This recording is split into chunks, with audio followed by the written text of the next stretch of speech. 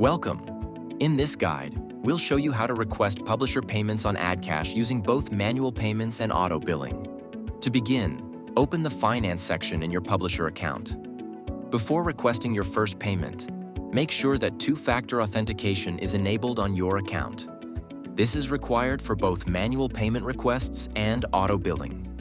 Next, choose your preferred payment method.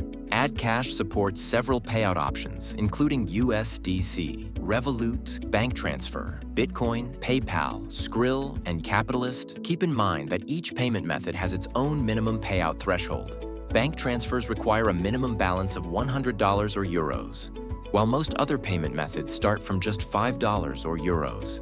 Once your payment details are added, you can choose between manual payments and auto billing.